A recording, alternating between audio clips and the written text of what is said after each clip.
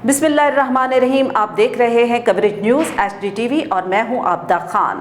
पाक फ़ौज को सलाम। नाज़रीन, कौन नहीं जानता कि पाकिस्तान की फ़ौज दुनिया की ताकतवर तरीन फ़ौज में से है।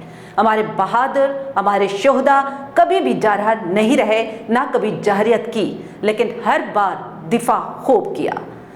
दुश्मन बार बार आजमा चुका है और मात खा चुका है। जंग सितंबर की याद में यौम दिफा भी इसी सिलसिले में मनाया जाता है।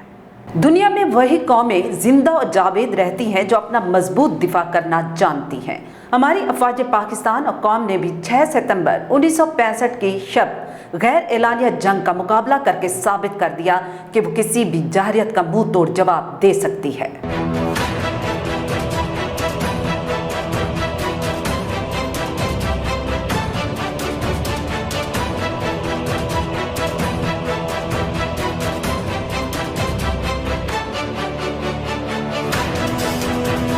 6 सितंबर 1965 की शब दुश्मन मुल्क भारत ने जब रात की तारीकी में हमारे प्यारे वतन पर हमला किया तो वह समझा कि पाकिस्तानी कौम सो रही है।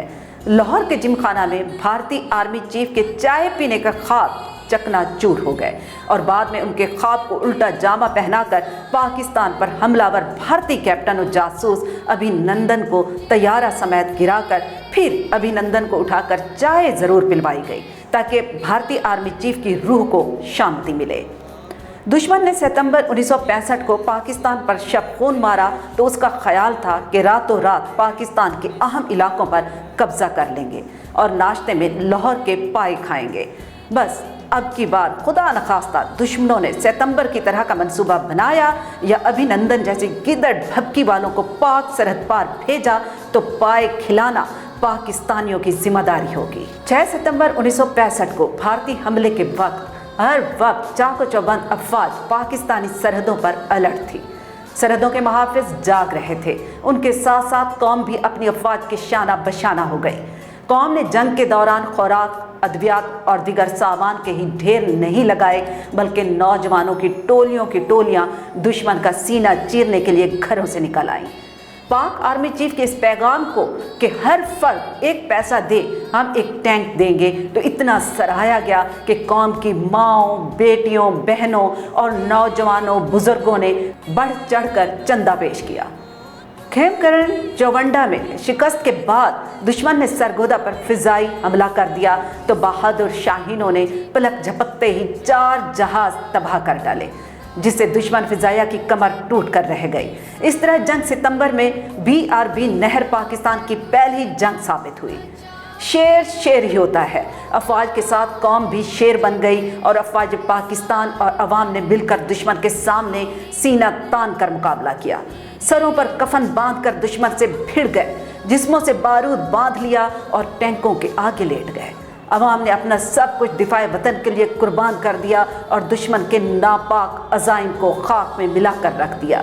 जो हमारे वतन पाकिस्तान को दुनिया के नक्शे से मिटाने के लिए आए थे वो अपनी नाकामी का बदनुमा दाग और रुसवाई लेकर दुनिया के लिए एक तमाशा बनकर चले गए।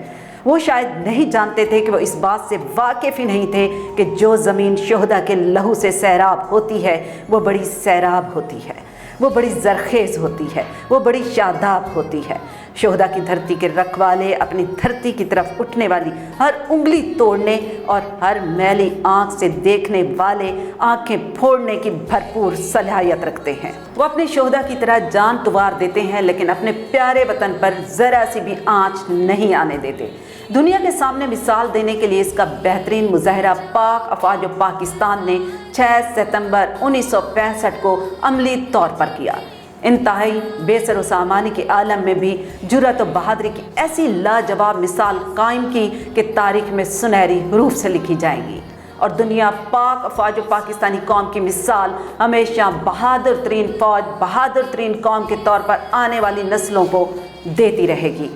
پاک فوج زندہ باد، پاکستان زندہ باد۔